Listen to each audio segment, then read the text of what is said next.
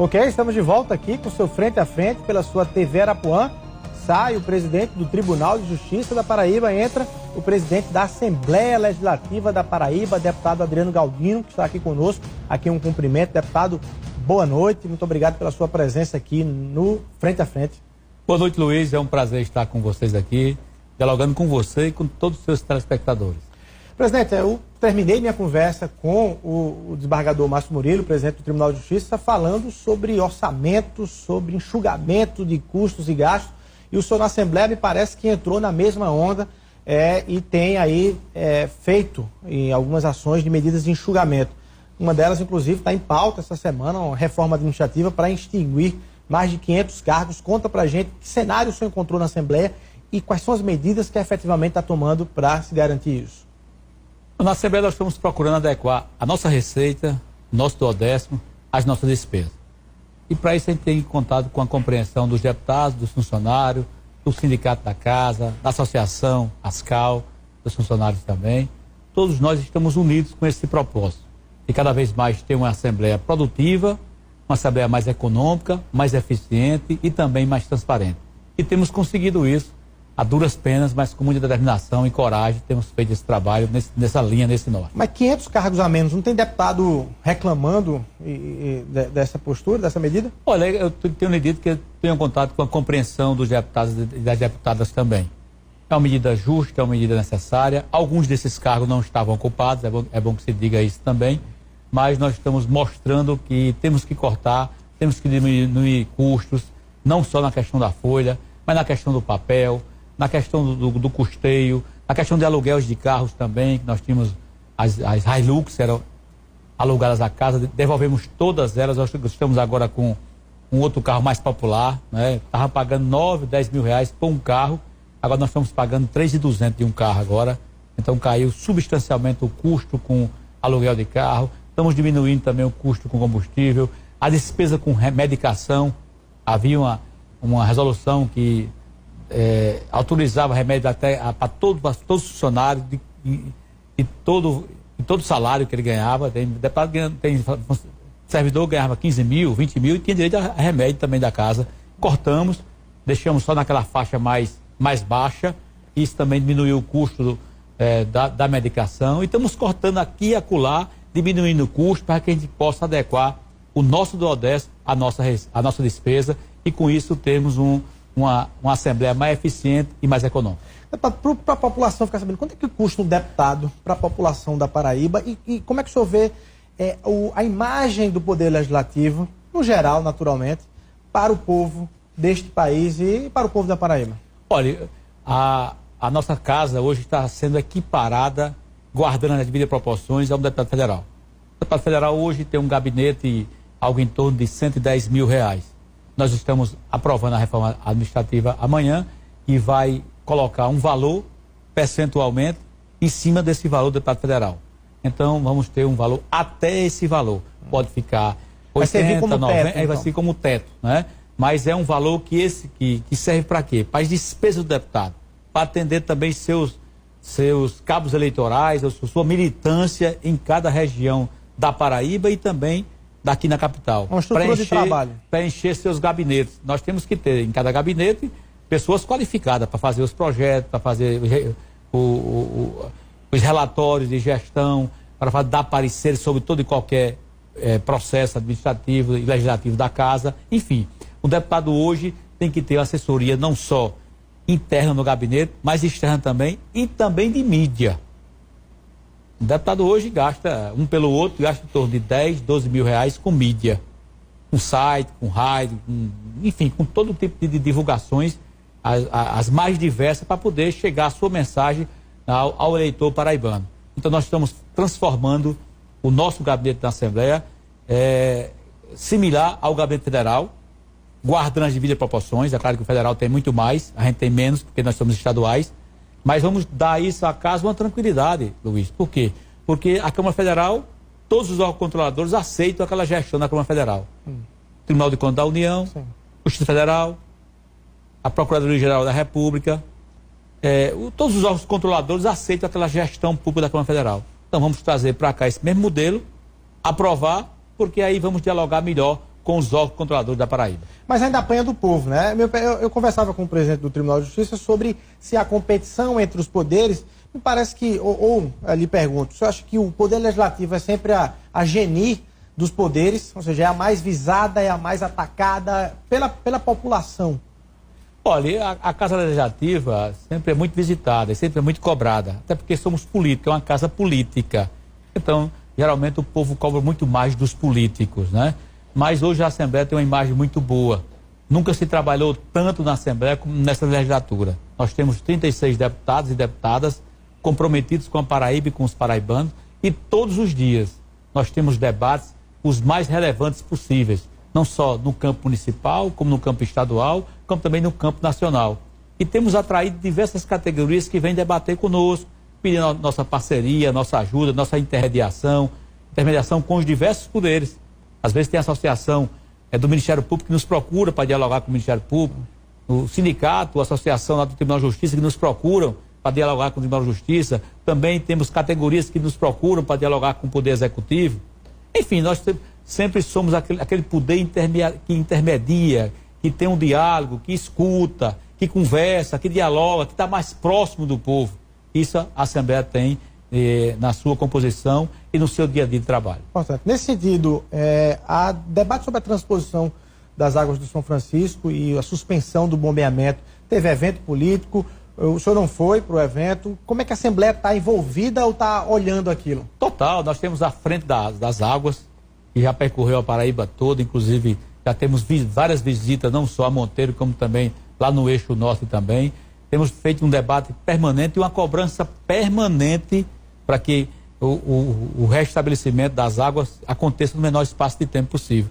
Agora, é claro, no que se refere ao evento em si, houve sim uma provocação do ministro da Integração, dizendo que existem falhas no conjunto da transposição, falhas essas que já vêm do governo anterior, bom que se diga, e que não foi possível resolver ainda, e ele pediu um prazo para que pudesse resolver, para que pudesse ligar essas bombas e essas águas chegar à Paraíba, que é um direito nosso, e nós esperamos que essa água chegue no menor espaço de tempo possível.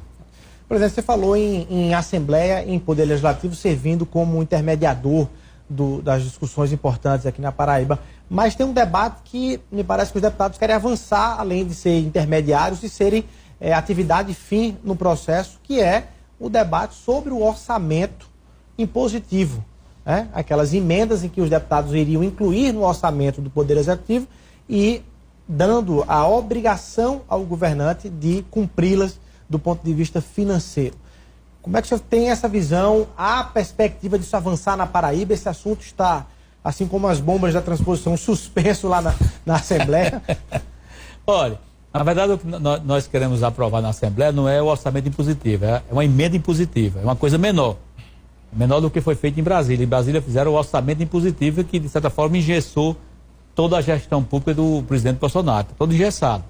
O Bolsonaro só tem liberdade para fazer alguma coisa se tiver uma verba extra, se tiver uma receita extra. Se não tiver, está tudo... Existe um desrespeito na relação dos poderes? Pois é, eu achei muita força do Poder Legislativo, eu achei que realmente entrou na autonomia do Poder Executivo.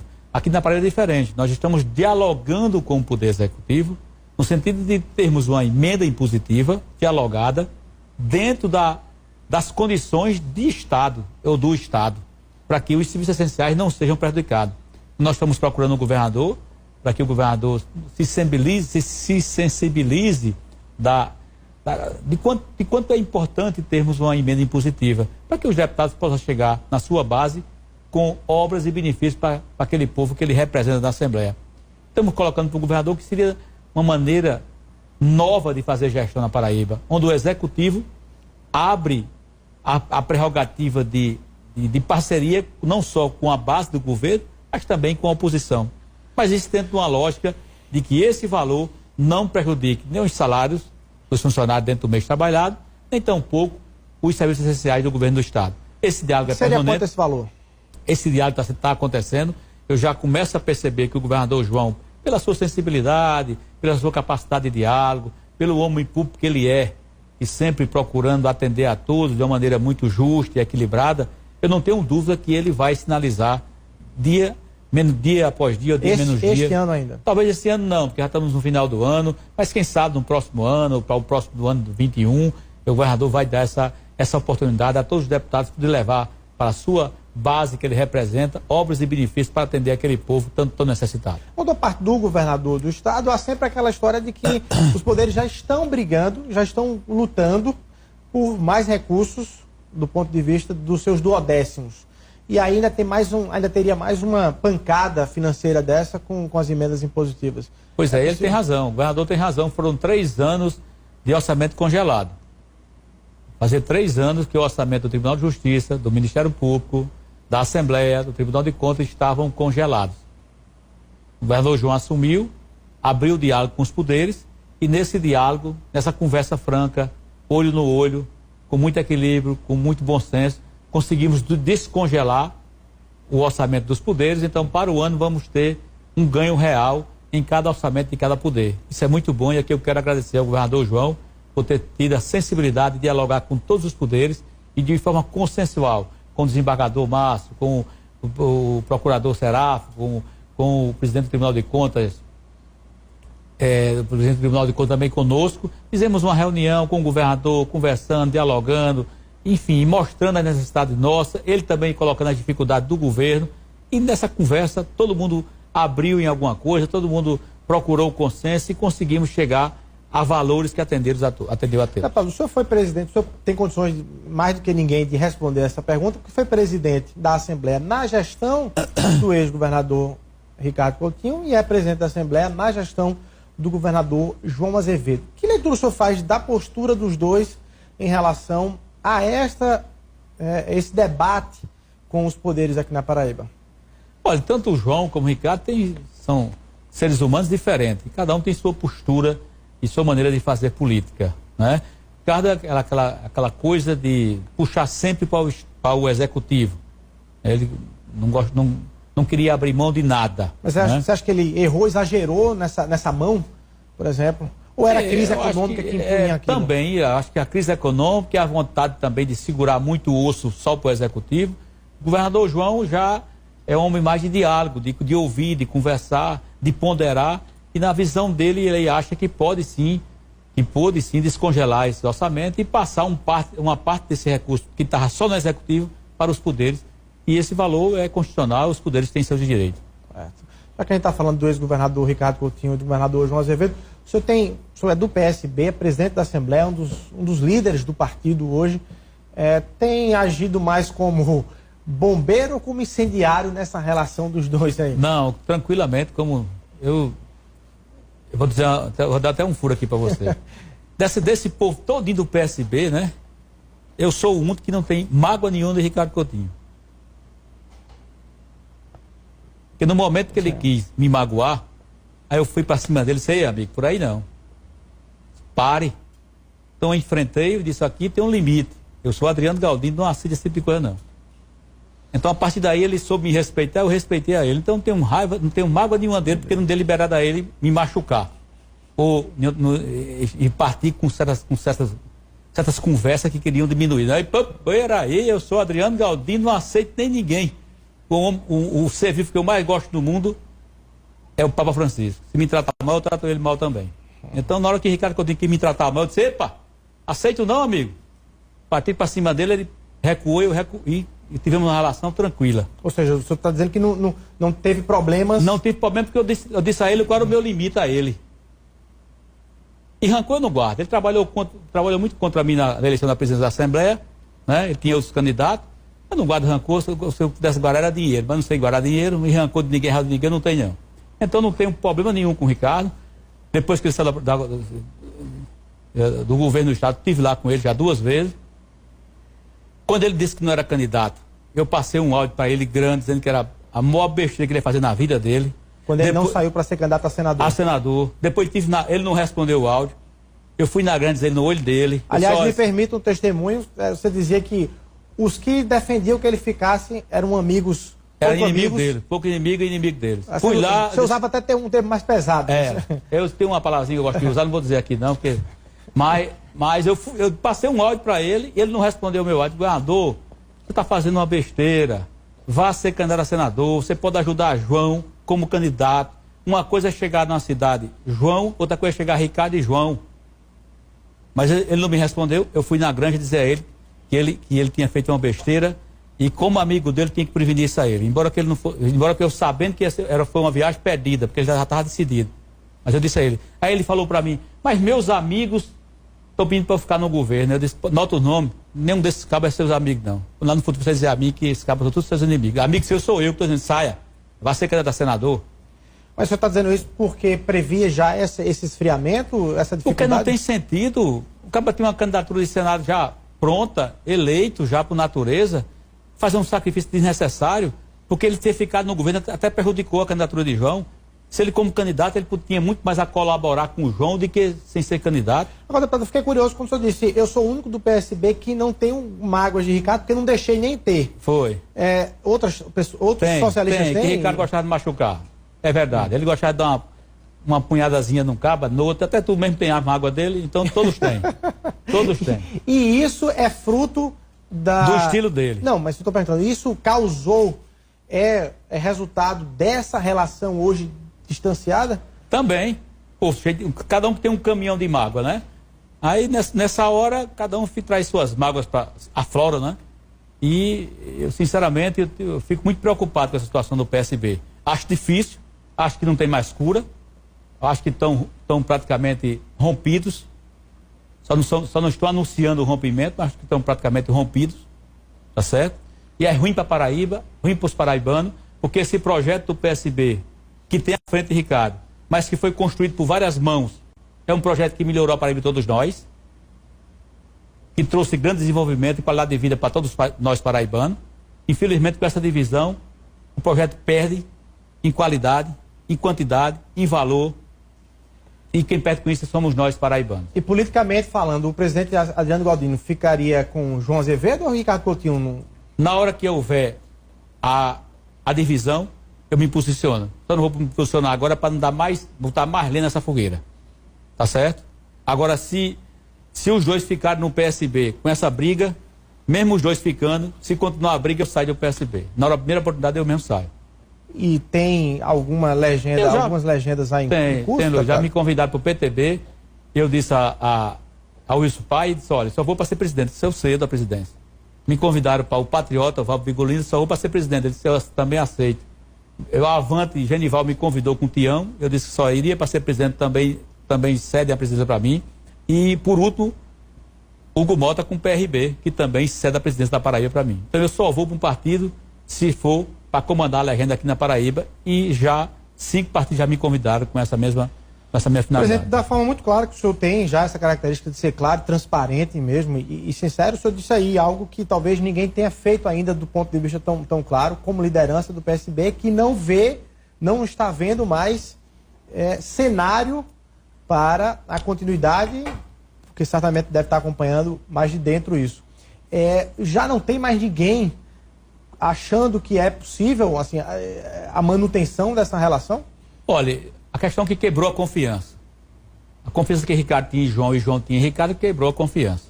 E confiança não se vende nem no Bom Preço, nem no Extra, nem no Pão de Açúcar, nem nas farmácias que tem por aí, em João Pessoa, em todo canto tem uma farmácia. É coisa que não se vende, se adquire com gesto e com atitude. Então, se não há confiança, não tem como manter essa relação.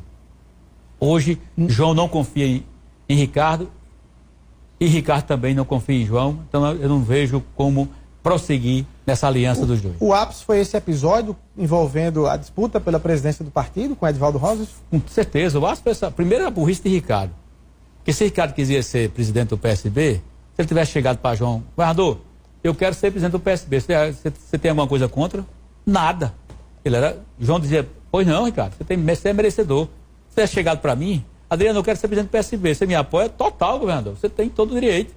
Se ele tivesse usado o caminho da conversa, do diálogo, do convencimento, tinha sido tudo resolvido. Mas ele veio por cima, né? Humilhando Edivaldo Rosa, humilhando o governador, constrangendo militantes para assinar uma porra de uma lista. Desnecessário. O senhor não fazia parte da executiva, não precisou assinar ou não? Eu faço parte da executiva, mas não assino não. Mas foi convocado para assinar? Não fui nem chamado, porque o povo sabe dos meus pontos de vista, são muito claros, muito... Essa expressão eu não sofro, Luiz. Porque Eu sou tão claro em das minhas coisas que o cara sabe como é que eu sou, como é que eu penso. Não vai nem atrás, não vem nem atrás de mim para essas coisas, não vem não. Ninguém me procurou, não. Aí Ricardo errou.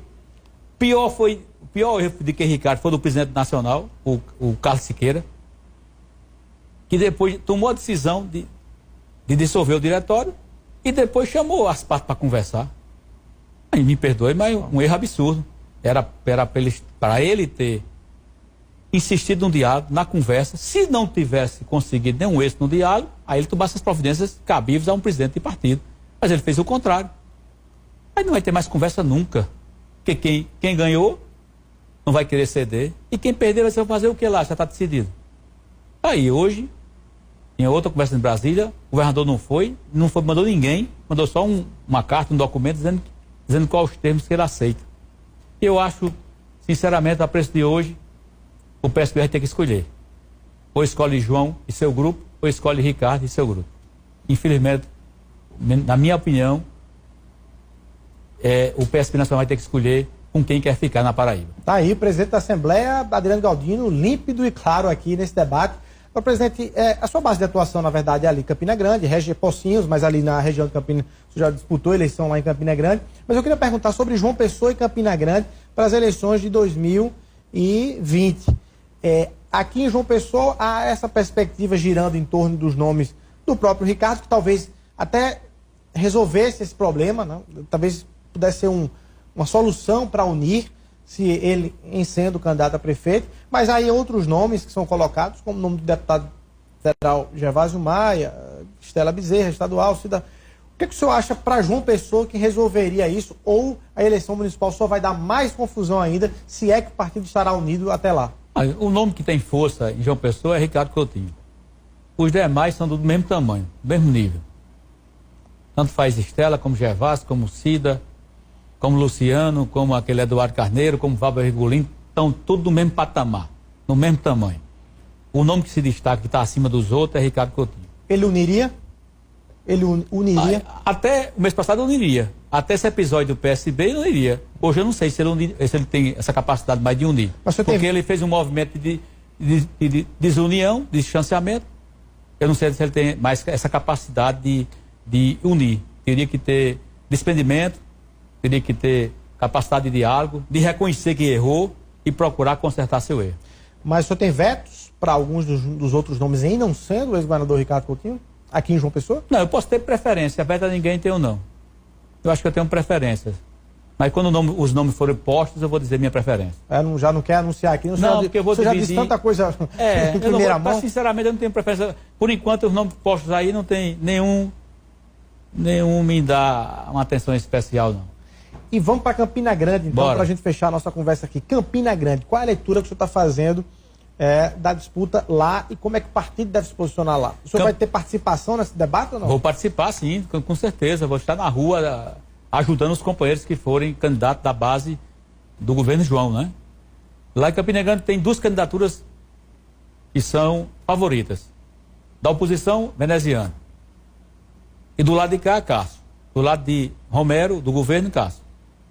Se Cássio for candidato e veneziano não for, Cássio é favorito e eu acredito que seja prefeito. Se veneziano for candidato e Cássio não for, veneziano é favorito e vai ganhar a eleição em Campina Grande. Se os dois forem, é jogo para empate, só a urna que vai dizer quem ganha. Essa é a minha leitura. Bom demais. A gente está fechando aqui nossa conversa com o deputado Adriano Galdino, presidente da Assembleia. Eu queria sair um pouco da política. Bora. E voltar para um debate chamado Lei do Abuso da Autoridade. Até agora no programa eu só entrevistei integrantes do Ministério Público, do Poder Judiciário e das polícias, inclusive, que foram todas, naturalmente, contrários à Lei do Abuso da Autoridade. O senhor, como político, como chefe do Poder Legislativo, como integrante da classe política, como é que viu essa lei? Houve um exagero por parte do Congresso ou há necessidade efetiva de garantir um contrapeso na atividade do Poder Judiciário? Olha, eu me preocupo muito como político, como brasileiro, em determinadas leis que são feitas de um dia para outro. E pelo motivo, assim, em concreto. Então, existiu alguns abusos feitos por determinadas autoridades do Ministério Público e do Judiciário, e essa lei foi feita de repente para coibir esses abusos. E quando a lei é feita para uma visão de um caso concreto, geralmente é uma lei falha, uma lei que me deixa preocupado. É porque eu sou advogado e sempre tive essa preocupação. Eu acho que uma lei deve ser feita de uma forma abstrata e deve ter uma preocupação de tempo. Deve se preocupar não só com o momento atual, mas se preocupar também com o futuro.